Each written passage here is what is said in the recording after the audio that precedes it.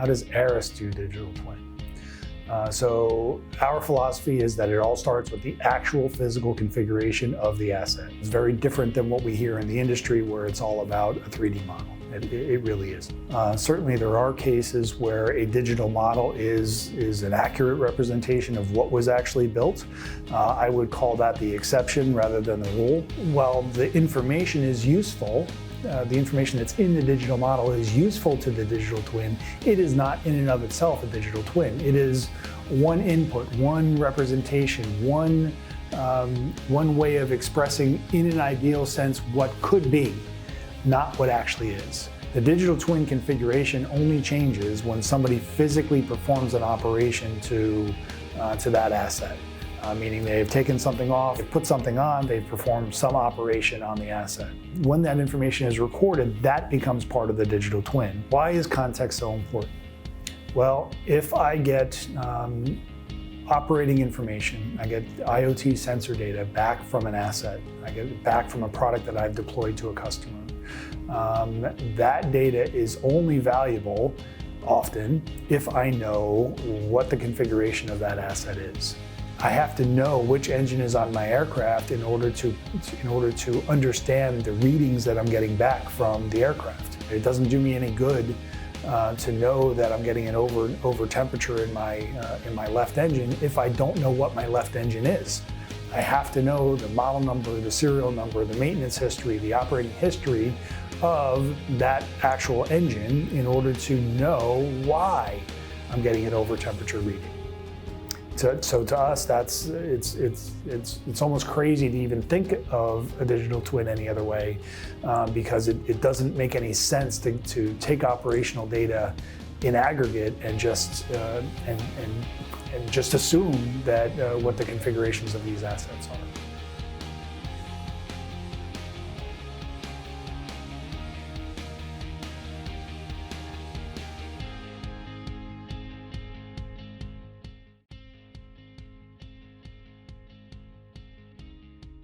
Our concept here begins with the foundation of when you have a digital twin, you must keep track of the physical configuration of the asset. What that means is across many different areas of the business, across manufacturer, prototype, tests, maintenance, overhaul, recycle. What we've introduced is an application called Physical Asset Foundation. And what this does is it provides a core data model, a core API, a core mechanism for all these different applications throughout the back end of the product lifecycle, which means that you're not tracking only part numbers. Now you're starting to track things like serial numbers and data collected during the manufacture and test process, data that's collected during the maintenance and repair process.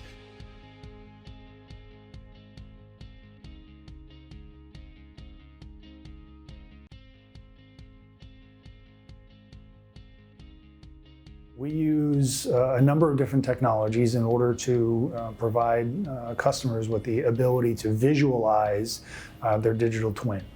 Now, the most obvious of these, it would be a 3D visualization where I have taken all the different versions of all the different geometries of all the different parts, and I've assembled them together in a way that is going to represent what we believe the geometry of that digital twin should look like at this point in time.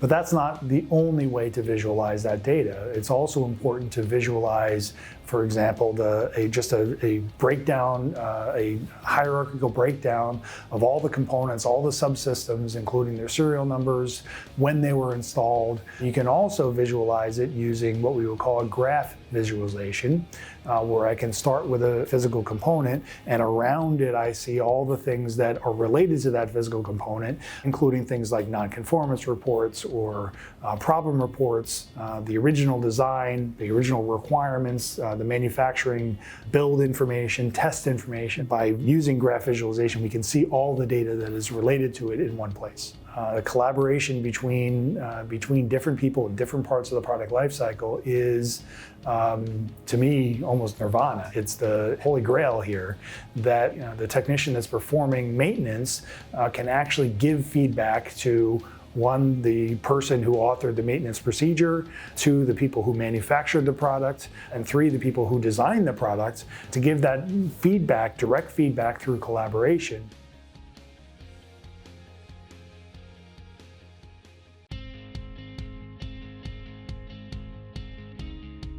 When it comes to maintenance effectiveness, we believe that the digital twin, specifically the physical asset configuration, is really going to be a valuable tool to maintenance technicians to know what the asset really looks like before it arrives, or before they arrive at the asset, depending on the model here.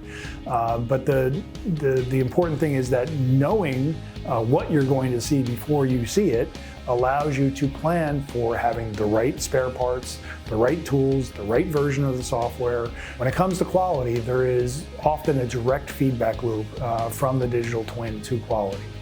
So you're getting sensor data back often from these assets, you're getting maintenance data back that indicates to you, for a very simple example, that will indicate to you what the mean time between failure of a particular component might be. It is not somebody predicting how often a component is going to fail. It is actual data telling you actually how often a component has failed.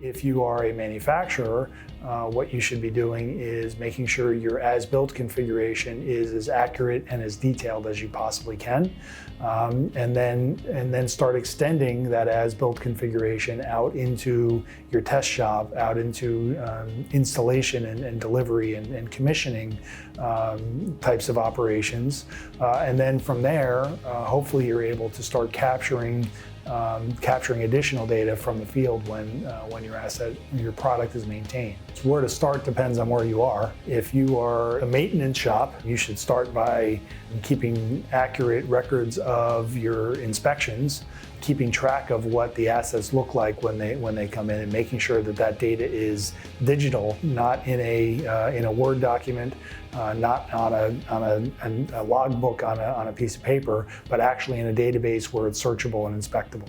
What I would say is that the utopia at the end of the day is for OEMs or manufacturers of product to have a solid digital twin beginning the day something is built and moving until that asset is retired and recycled.